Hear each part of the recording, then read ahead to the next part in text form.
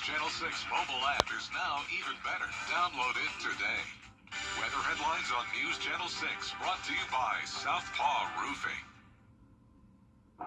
Right now on News Channel 6 and 5, making schools safer in Richmond County. What leaders are doing to prevent guns from coming into the classroom.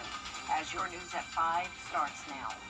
Live from Television Park, this is WJBF News Channel 6 at 5. Good evening, everybody. I'm Brad Means. And I'm Jenny Montgomery. We'll get to your top stories in a moment, but first, here's Chief Meteorologist Jenna Petracci. Well, for the first time in a long time, we are tracking thunderstorms. Here's the latest on Live Viper 6. Notice a lot of places in the CSRA are currently dry, but we have a big batch of rain moving in from the west, and we are under a low threat of severe weather tonight. So nothing severe right now, but we do have some heavy downpours there in southern Aiken County, over towards the east as well near Wagner. Then going down towards our southern counties, Berg, Jenkins, Screven, we're seeing some heavy rain there near Sardis and Girard, and then along Hilltonia as well. And here's a look at our Terry Lambert Hyundai Skyview cam into Burke County. Just some very light rain coming down in downtown Waynesboro. The heaviest activity has passed. Upper 80s to low 90s at the moment, with the exception of places that are seeing the rain. We're now cooler at 78 in Louisville. Aiken, you're at 86, 81 in Gibson, and 87 in Edgefield.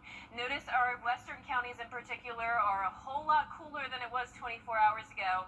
We have this cold front coming through, and you'll really notice a change in temperatures starting tomorrow. Now, as that cold front pushes through with the showers and storms, we are seeing gusty winds up to around 20 miles per hour. And looking at the two-state view here, like I mentioned, a lot more rain coming in tonight. So it is going to be a wet Thursday evening for us. Upper 70s by 8 p.m. And looking ahead, we will drop down to the 70-degree mark tonight. So warmer low temperatures, but cooler high temperatures only in the low to mid 80s with those continued chances of rain. I'll have a look at your futurecast coming up, but back to you. All right, thanks so much, Jenna.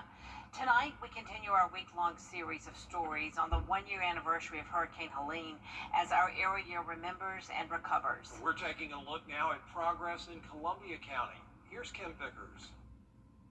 We have a dog that's really scared of storms, and he woke us up in the middle of the night, and we were so confused what was happening. Early in the morning last September 27th, Hurricane Helene slammed into the CSRA. High winds brought hundreds of thousands of trees down across roads, businesses, and homes, causing millions in damages and killing dozens. For the first 4 or 5 days, the roads were impassable, and after that 4th or 5th day, it took that long to get the lanes to one lane so people could go through, or emergency vehicles could go through. Brooke Owens and her husband bought their home just 2 months before the hurricane. We heard this really, really loud thud, and it sounded like something had fallen.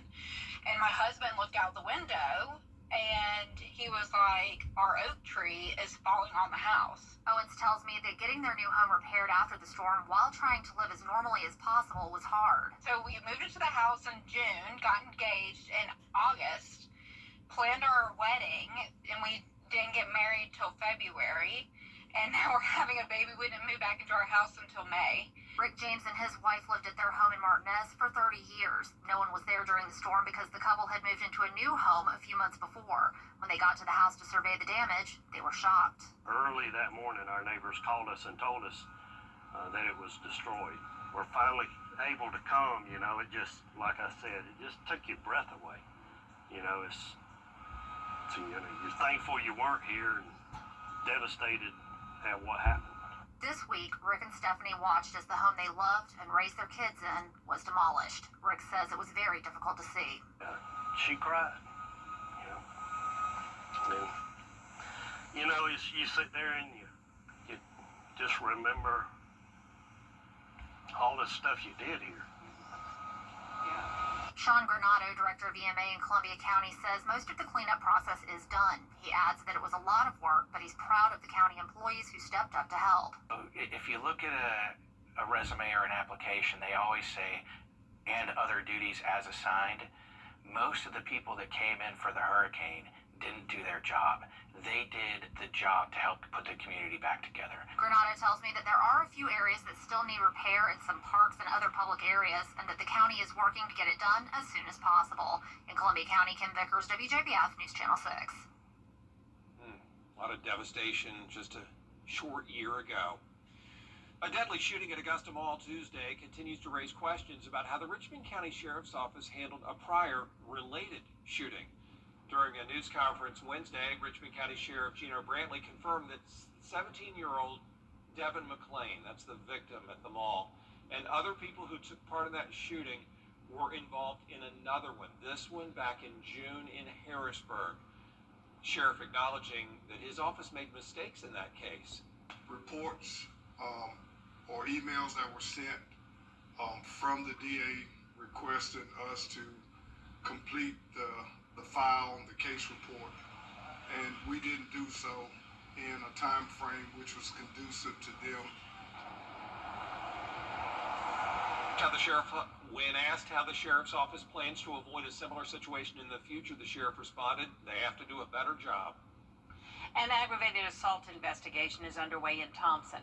It happened Tuesday on Bussey Avenue. An anonymous viewer sent us this photo of the scene. Deputies say one man was shot and another hit by a vehicle. Both are in the hospital. No word on their condition. The GBI is assisting with the investigation. Count on us to keep you updated with this developing story. The clock continues to tick down for an Augusta institution. Since 1979, people have been coming to the Surrey Center Pharmacy to mail letters, packages, and postcards. But back in June, it got a letter from the Postal Service saying its contract will end September 30th. The One Counter Post Office has built up a loyal following over the years, and people we talk to say they sure are sad to see it go. I tell you, I'm heartbroken. I love it. I have used it. I've lived here about 32 years, and this has been one of my favorite things as far as having to mail stuff, and they're just so caring and wonderful. Now, don't worry. The Surrey Pharmacy is going to stay open. Courtney there, the owner, says no problem with that. They're just trying to figure out what to do with that post office space going forward. South Carolina National Guard soldiers returned home after a month on mission in Washington. Worried about spending thousands on a new roof? Now you don't have to. With Renew at 17 from Roof Savers, you can add 17 years to your roof with just one treatment and save big. Call today to see if your roof qualifies. Roof Savers. Save your roof, save your money. For the best in unique. Still ahead, storm damage from Hurricane Helene. How 2 Burke County teachers are recovering after losing their homes.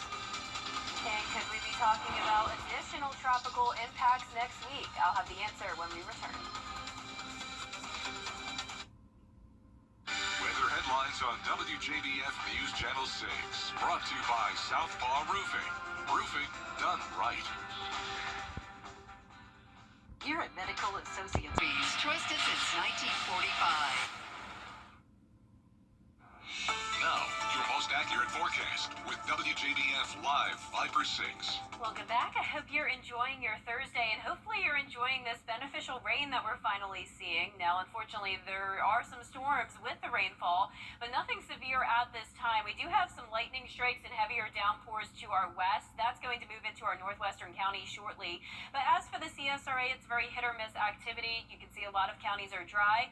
Southern Aiken County around Jackson, down towards Burke County and near Augusta Regional Airport, seeing some more widespread rain. And then as we go further towards the south, it's all the eastern portion of Burke County down into Screven as well, where we're seeing some of that activity. But most of Augusta is dry. This is our Terry Lambert Hyundai Skyview cam. Stormy clouds out there, but it's not a washout, at least so far today. We're sitting at 88 degrees. It's muggy. Dew points are high, so it's feeling more so like 93 with a west wind of 11 miles per hour. You can see some places have cooled down because of the rain. We have anywhere from upper 70s to low 90s across the board. It's because of a cold front. That's what we're watching right now on satellite and radar. Once this cold front passes us tomorrow, our temperatures will be dropping off pretty significantly. So we've had summer-like conditions lately. Tomorrow, we're only going to be making it into the low to maybe mid-80s. And unfortunately, we will have that chance of rain again for football Friday night. So this is our Game Night Live game of the week, Harlem versus ARC in Augusta. The good news is that temperatures will not be hot at all. We'll be starting out in the 70s at kickoff but there will be around that 60% chance of showers and storms during the game.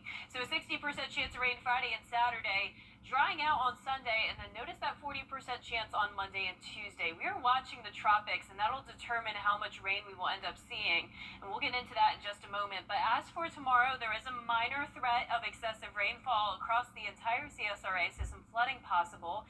Here's tonight. You can see more widespread rain moving in. Overall, just some nice sleeping weather for us. As the sun goes down, the chance of us seeing severe weather continues to go down as well.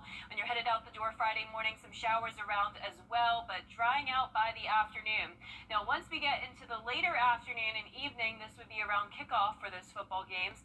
Notice the rain does start to take back over, and it does look pretty wet out there by around Friday night. And this continues overnight into our Saturday morning. Widespread light showers across the area.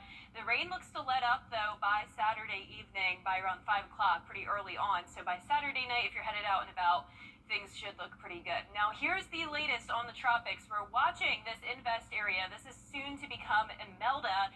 It'll likely form around the Bahamas, and then from there, our spaghetti model plots do take this over towards our coastline, anywhere from Georgia up to around North Carolina. A lot of these models hinting at around a Charleston landfall. So we are getting a little bit more certainty with that today. Of course, this is still a changing forecast. I definitely want to emphasize that, but want to prepare you for the worst just in case. So we are going to take you through one model run here. This is Monday at 6 a.m. At that point, the CSRA is good, but this is when we could potentially have Imelda going into our coastline here. So we'll be watching this primarily Monday night into Tuesday morning. Once again, this is a changing forecast. There's a lot to still figure out with this one, but we do want to let you know that there's the possibility of some tropical impacts Monday into Tuesday. And with that being said, we could have some gusty winds Monday. This is the worst case scenario as of now, seeing those gusts up to around 40 to 50 miles per hour. Highest impacts, if this were to happen in South Carolina, that landfall around Charleston, our South Carolina counties would have the highest impacts with that. So we will continue to fine-tune the forecast and keep you updated as we get closer to the date. But you can see our 10-day forecast showing those rain chances every single day. So far, the month has been very dry, but things are definitely starting to change now, and the temperatures are changing as well. We are going to be cooling down into the 70s by next week, so definitely feeling like fall again.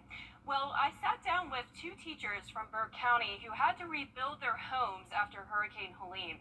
They talked about what it was like on that terrible night in the aftermath of the storm. The wind was so loud that I couldn't even hear. We had so many other trees and limbs fall through the house and through the windows and glass breaking. I couldn't hear any of that. It was just like a loud roar. And the smell, we began to smell pine trees, like pine sap. And that was another way that we knew something just wasn't quite right. And the pressure in like our ears definitely changed. None of us were hurt.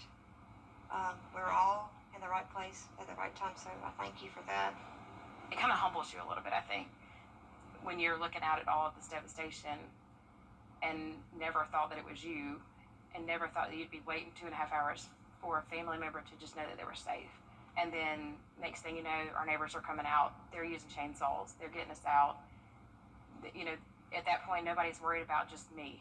You know, it's not an I anymore. Courtney's 7-year-old daughter, Emerson, also joined in on the interview to hear the full story of how a first-grade student was able to help her teacher cope during a terrible tragedy. Tune in to WJBF 6 Plus on your streaming device this Saturday. Well done, Jenna. Thank you. I mean, Christy and Courtney, their words paint the picture that we all endured a year ago, and to listen to those ladies, gosh, just brings it all back. I appreciate them telling their story because I know that's difficult to open up about that and relive those memories, but it's something so powerful and something we can all relate to. So I'm very happy that they were able to come and talk to us. Me too. We appreciate it, and we look forward to watching it on the app. It's going to be powerful. Appreciate you watching whatever's coming. Fingers crossed on that. Yes, My goodness. yeah, certainly. Up next, replanting local foliage after. How the community is coming together to restore a lake in South Carolina. Lake Lure is in North Carolina, as many of you know, just outside of Columbus. It is a fascinating place. Parts of Dirty Dancing were filmed there. Devastated by Helene, but coming back strong. Despite what you've heard or 1 year after Helene, the Lake Lure Flowering Bridge in North Carolina is once again, thank goodness, starting to take shape. Julia Keener shows us how the community is restoring an important landmark. A year after Hurricane Helene tore through Lake Lure and took out the Flowering Bridge, volunteers here are rolling up their sleeves to bring the gardens back to life. When the storm took the Flowering Bridge, it took pieces of people's hearts with it. It's an icon. It was just a unique treasure to the community. While Hurricane Helene may have washed away the structure, It was just beyond belief. And to look at the bridge and see what debris was under it and on top of it, but then not really realizing that we lost all the ground on the other side until you actually get over there and you see 10 gardens are just gone. They're just gone. It's hard to fathom. it didn't wash away the spirit of the people who love it. The winter rolled around, and then when spring was coming, we all said, okay, it's time. Let's get going. Plant by plant, the Lake Lure Flowering Bridge is coming back to life. You know, it's the only flowers in town, and you've brought back this little piece of joy that people could look at. We're told one garden was extra special, a place where families left callers to remember pets they'd lost. From the day that we put it in, people just started bringing their collars and hanging collars and tags. And within a couple years, we probably had over 2,000 collars and tags. Broken child. But just as volunteers like Tanner and Riando showed up to start planting, a crew working in the marina area made a discovery. A piece of the bridge with collars still hanging on it. Reunited at the Rainbow Bridge with NOLA. A powerful reminder of the hope and resilience towns like Lake Lure hold on to. Oh, I get chills. I mean, it's just, we have been looking so forward to this community work day, and we must have 30 people that a lot of them I don't really know. They just decided to come on down. The Flowering Bridge is still closed, but organizers say a fall celebration and replanting kickoff are coming soon. That does it for us this half hour, but we do have more coverage you can count on at 5:30. Including a potential end to the TikTok ban. What the future could hold next.